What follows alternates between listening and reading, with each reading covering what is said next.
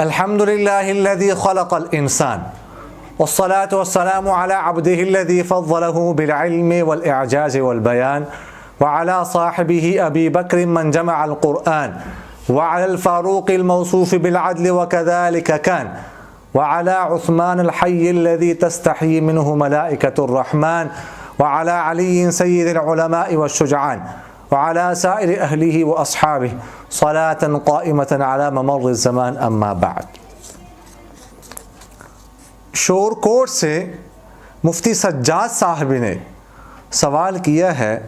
ان سے کسی خاتون نے پوچھا ہے کہ اس کے خاوند نے 2 شادیاں کی ہیں. یہ اس کی دوسری بیوی ہے. پہلی بیوی سے 25-26 سال کا جوان بیٹا ہے. وہ کہتی ہے کہ کچھ عرصہ تو وہ بیٹا مجھے چھیڑتا رہا. پھر ایک رات میں اپنے چھوٹے بچوں کے ساتھ کمرے میں سوئی ہوئی تھی کہ وہ رات کو 10:30 بجے گھر آیا. آ کر میرے کمرے کے دروازے پر دستک دی. میں نے دروازہ کھولا تو وہ اندر آ کے سو گیا. چونکہ ایک گھر تھا اس لیے وہ میرے کمرے میں سو گیا. رات کو 12-1 بجے وہ میرے بستر پر آ کر مجھے چھیڑنے لگا. میں اس کو ہٹاتی رہی. میں نے سوچا اگر چیخنا شروع کروں گی تو لوگ اور اس کی امی الٹا مجھے ڈانٹیں گے، کیونکہ کچھ دن پہلے میں نے اس کی امی کو بتایا تھا کہ یہ مجھے چھیڑتا ہے، جس پر اس نے غصہ کر کے کہا تھا کہ تم میرے بیٹے کو بدنام کر رہی ہو. میں 1 گھنٹہ اس کو ہٹاتی رہی. آخر کار میں بھی عورت ہوں، میں جذبات پر قابو نہ رکھ سکی. میں نے خود کو اس کے حوالے کر دیا. اس نے میرے ساتھ پورا یہ کام کر لیا. اس کے کچھ دن بعد میں باتھ روم میں تھی، وہ پھر باہر آ کر کھڑا ہو گیا. جب میں باہر نکلی تو اس کی امی آ کر مجھے ڈانٹنے لگی کہ تم میرے بیٹے کو خراب کر رہی ہو. میں نے کہا کہ میرا کیا قصور ہے. وہ خود آ کر کھڑا ہو گیا. اب پوچھنا یہ ہے کہ کیا میرا نکاح اپنے شوہر سے برقرار ہے یا ختم ہو گیا ہے؟ یہ کوئی انوکھا یا یہ کوئی پہلا واقعہ نہیں ہے. اس طرح کے واقعات کثرت سے پیش آ رہے ہیں. اللہ تعالی ہماری حفاظت فرمائے، ہمارے حال پر رحم فرمائے. اپنی سوتیلی ماں کے ساتھ جو یہ صورت پوچھی گئی ہے، اپنی سوتیلی بیٹی کے ساتھ، اپنی ساس کے ساتھ، اپنی بہو کے ساتھ، حتیٰ کہ اپنی بیٹی کے ساتھ بھی باپ کے اس طرح کے واقعات سامنے آ رہے ہیں. یہ کوئی پہلا واقعہ نہیں ہے. اس طرح کے سینکڑوں 20 واقعات جو ہیں وہ آپ کے سامنے پیش کیے جا سکتے ہیں کہ اس طرح ہوا اپنی ساس کے ساتھ، خاص کر جب ساس جو ہے وہ چچی یا مامانی ہو. تو اس طرح کے کئی واقعات میرے سامنے ہیں. لوگوں نے پوچھے شادی سے پہلے چچی بھی جوان ہے، یہ بھی جوان ہے، ممانی بھی جوان ہے، یہ بھی جوان ہے، آپس میں ایک دوسرے کے گھر آتے جاتے ہیں تو شادی سے پہلے جو ہے ایک دوسرے کے ساتھ منہ کالا کر لیتے ہیں. بعد میں شادی ہو جاتی ہے، مسلک کا علم ہو جاتا ہے کہ تو اس سے تو حرمت مشاہرت ثابت ہوتی ہے، اس سے تو نکاح نہیں ہو سکتا. پھر پریشان کبھی ایک سے پوچھتے ہیں، کبھی دوسری مسئلہ پوچھتے ہیں. اسی طرح اپنی بہو کے ساتھ، سسر ہے، بڑی عمر کا ہے، بہو جو ہے نا وہ کہتے ہیں تو میرے باپ کی جگہ پر ہے، لیکن یا تو اس کی سسر کی بیوی مر چکی ہے، زندہ بھی ہو، شیطان ہے، اسے کسی پر بھی حاوی ہو سکتا ہے. تو کئی اس طرح کے واقعات جو ہے وہ گھروں میں ہو جاتے ہیں. حتیٰ کہ اپنے بیٹی کے ساتھ، اب یہ کہنا بھی نہیں چاہیے، عجیب سا لگتا ہے، لیکن اس طرح کے کئی واقعات جو ہے وہ سامنے آئے ہیں اور آتے رہے ہیں. ایک کراچی کے ایک عالم ہے انہوں نے لکھا ہے ایک جگہ پر کہ میرے ایک دوست عامل ہے، تو وہ کہتے ہیں کہ پہلے جو ہے یہ واقعہ میں 15-20 سال پہلے کا بتا رہا ہوں یہ بات، کہ وہ کہتا ہے کہ پہلے میرے پاس عورتیں آتی تھی، مجھے کہتے تھے کوئی تعویذ لکھے دو کہ میرے شوہر کی نظر دوسری عورتوں سے ہٹ جائے۔ اب میرے پاس عورتیں آ کر کہتی ہے کہ کوئی ایسا تعویذ لکھے دو کہ میرے شوہر کی نظر میرے بیٹی سے ہٹ جائے، اپنی بیٹی سے ہٹ جائے۔ استغفر اللہ۔ کچھ عرصہ پہلے ایک خاتون آئی ہوئی تھی ہمارے گھر میں، جاننے والی ہے، آتی رہتی ہے، تو اس نے میری مسز کے سامنے مجھ سے باتوں میں ایک بات پوچھ لی کہ اس کی بیٹی اب جوان ہو گئی ہے، شوہر بھی زیادہ بوڑھا نہیں ہے، اس کی زیادہ عمر نہیں ہے، تو وہ مجھ سے باتوں میں مسئلہ پوچھنے لگی کہ وہ اس کے ساتھ میرے شوہر میرے بیٹی کے ساتھ لڈو کھیلتا رہتا ہے رات 1 بجے تک 2 بجے تک، پھر اپنی بیٹی کو اپنے ساتھ سلا لیتا ہے، تو یعنی اس میں کوئی حرج تو نہیں ہے؟ تو میں نے اس سے کہا نہیں، اس طرح نہیں کرنا چاہیے، میرے سامنے اس طرح کے واقعات تھے، میں نے اس کو روکا۔ بعد میں میری مسز مجھ سے پوچھنے لگی کہ یہ بات بھی کوئی پوچھنے کی تھی کہ اس نے پوچھی ہے، تو میں اس سے عرض کرنے لگا کہ اس نے بہت بڑی بات پوچھ لی لیکن آپ کو بات سمجھ نہیں آئی، جو وہ پوچھنا چاہتی تھی وہ بات الگ تھی، اس نے کچھ دیکھا تھا تو وہ پوچھ رہی تھی۔ اس کے علاوہ جو ہے بہن بھائیوں کے آپس میں اس طرح کے واقعات، اچھا ایک مسئلہ سامنے آیا، ایک بھائی نے کہا کہ 2 سال ہو گئے میں اپنی بہن کے ساتھ منہ کالا کر رہا ہوں، روزانہ توبہ کرتا ہوں لیکن پھر ایک کمرے میں سو رہے ہیں، ایک کمرے میں سوتے ہیں، ظاہر ہے والدین یہ سمجھتے ہیں بہن بھائی ہیں کیا کریں گے، لیکن آگے شیطان حاوی ہوتا ہے، دونوں جوان ہیں، تو خدا را اس طرح جو ہے بہن بھائیوں کو ایک کمرے میں مت سلاؤ، ٹھیک ہے؟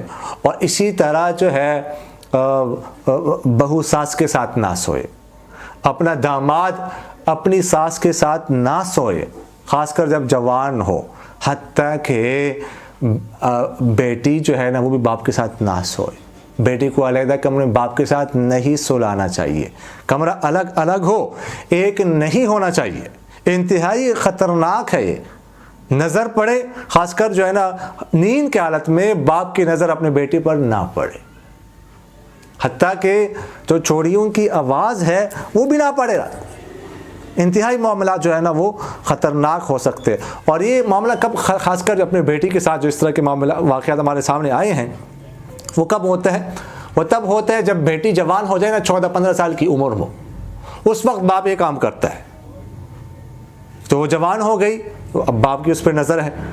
اور دوسری بات یہ ہے کہ اس وقت جو لڑکی ہوتی ہے اس کو سمجھ نہیں آتی، اس کو پتہ نہیں ہوتا یہ کیا ہے، یہ کیا ہو رہا ہے، اس کو پتہ ہی کچھ نہیں ہوتا، اس طرح بھی کچھ ہوتا ہے۔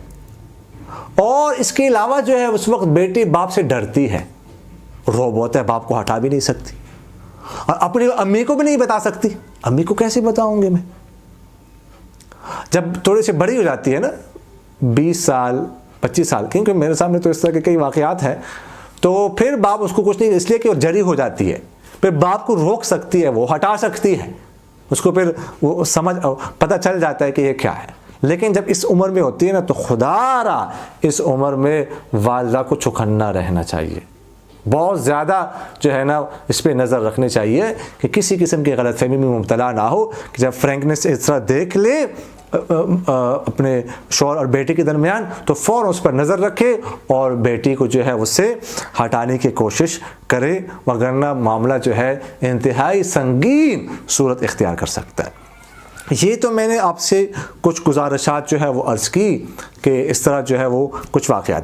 اب اگر اس طرح ہو جائے، کسی نے جو ہے کسی اپنی بہو کے ساتھ، اپنی ساس کے ساتھ یا اپنی بیٹی کے ساتھ چھویا، اس کو مس کیا، بوسہ لیا شہوت کے ساتھ، یا اس کے ساتھ یہ کام کیا، بدفعلی کی، تو اس حوالے سے فقہاء کے درمیان جو ہے حرمت مساہرت ثابت ہوتی ہے کہ نہیں ہوتی، اختلاف ہے۔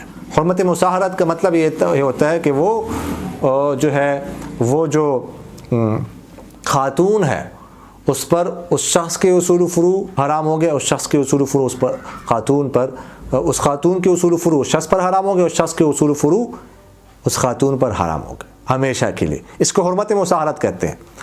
تو اس حوالے سے اختلاف ہے۔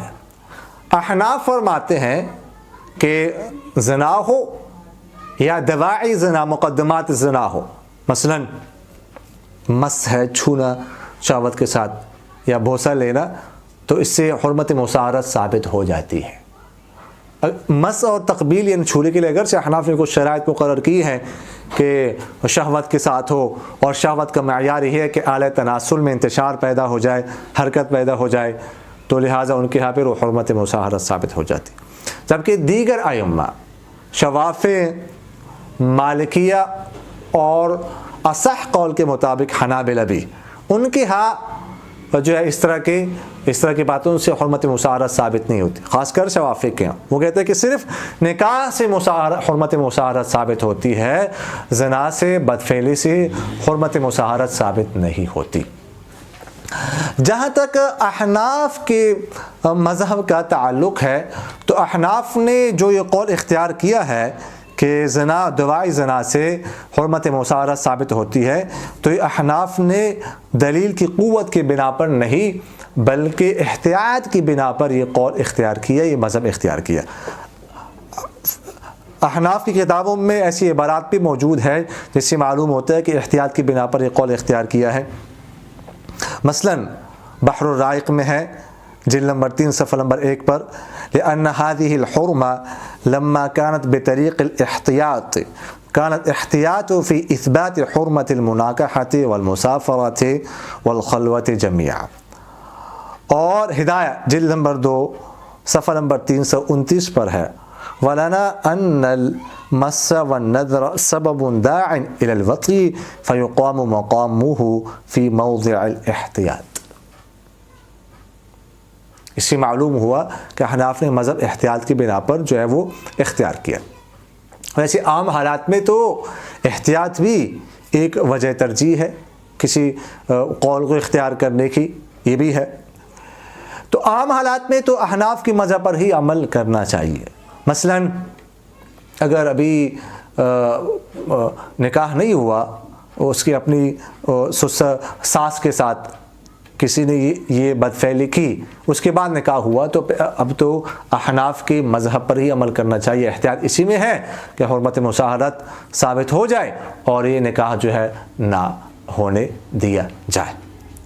البتہ اگر نکاح ہو چکا ہو، اس کے بعد یہ بات سامنے آ جائے یا اس طرح واقعہ ہو جائے، خاص کر جب بچے بھی پیدا ہو چکے ہو، تو پھر اس صورت میں اگر اس قول پر عمل کیا جائے تو بہت برے نتائج سامنے آتے ہیں۔ ایک تو میاں بیوی دونوں کے، خاص کر بچوں کا مستقبل جو ہے وہ مخدوش ہو جاتا ہے، اور اس کے علاوہ جو ہے وہ جو عورت ہوتی ہے جس کے ساتھ یعنی ساس، اس کا یہ گویا کہ اس کی بہت بڑی بدنامی ہوتی ہے، اور ویسے بھی یہ ایک غلطی کا اعلان ہوتا ہے جو اشاعت فاحشہ میں جو ہے وہ داخل ہے۔ اور اس کے علاوہ جو وہ خاتون ہے، اب اس کو کون قبول کرے گا نکاح کے لیے، تو یہ جو ہے انتہائی ایک اہم مسئلہ ہے۔ تو اگر ایسی صورت ہو تو پھر اس صورت میں دیگر ائمہ ثلاثہ کے قول پر عمل کرنے کی گنجائش ہے، ان کے قول کو پھر اختیار کرنے کی گنجائش ہے، اختیار کیا جا سکتا ہے ان کا قول، اس لیے کہ ایسی صورت میں پھر احتیاط کی بجائے مفاسد سے بچنا یہ زیادہ اہم ہوتا ہے۔ تو عام حالات میں تو احناف کے مذہب پر بھی عمل کیا جائے، لیکن ایسے واقعات اگر پیش آ جائے جو میں نے آپ سے عرض کیے تو پھر ان کے قول پر عمل کرنے کی گنجائش ہے۔ اللہ تعالیٰ ہم سب کے عزت آبرو اور ہم سب کی ایمان کی حفاظت فرمائے۔ اقول قولی ھذا استغفر اللہ لی ولکم ولسائر المسلمین فاستغفروہ انہ هو الغفور۔ میرا دل بدل دے، میرا دل بدل دے، میرا دل بدل دے، میرا دل بدل دے۔